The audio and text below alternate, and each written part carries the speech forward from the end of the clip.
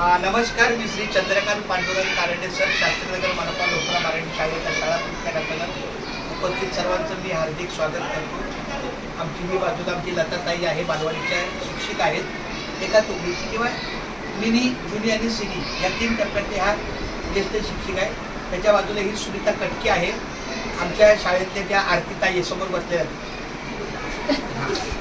ही आमची आरतीताई आहे. पण आता सध्या ती गोड बातमीच्या रजेवर आहे, त्यामुळे तिचा पर्यायी मुलांचं नुकसान होऊ नये, शैक्षणिक मुलांचं नुकसान होऊ नये यासाठी ती 6 महिने रजेवर गेली. तर पर्यायी तिच्या वर्गाचं मग ते मिनी आणि जुनी हा अर्धा भाग आणि जुनी आणि सिनी हा अर्धा भाग असं काहीतरी ह्या दोघीचं नियोजन आहे.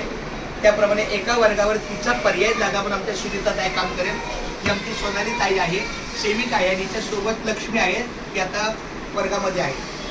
महत्त्वाचा मुद्दा हा आहे की ह्या आमच्या आरतीताई रजेवर गेल्यावर यांची नियुक्ती किमान 6 महिने, 3 महिने होती, पण मी म्हणलं की 6 महिने असलेलं सोबत चांगलं.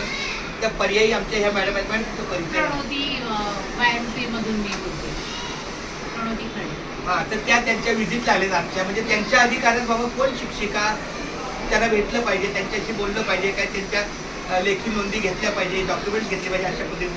आणि तुम्ही सर तुमचं नाव?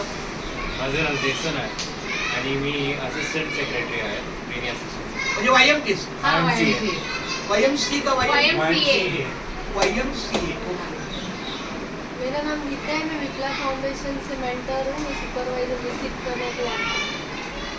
तर खूप खूप धन्यवाद, तुमचं स्वागत आहे. बऱ्याच 15-20 मिनटं झाली आमची चर्चा झाली छानपैकी. आता ह्यांच्या अर्जावर घ्यायचं चालू आहे. आपल्या शाळेचा चॅनल आहे, बाकायदा चॅनल आहे, शास्त्रीनगर मनपा लोकरा मराठी शाळेचा. तर जेवढ्या काही घडामोडी घडतात, ॲक्टिव्हिटीज घडतात, ते पण एक आमसभा थोडक्यात म्हणतात, थोडक्यात छोटी सभा झाली. तर त्यामध्ये सगळे पार्टिसिपंट असतात. म्हणजे कंपल्सरी माझा हा 1.5-2 मिनिटाचा व्हिडिओ असतो.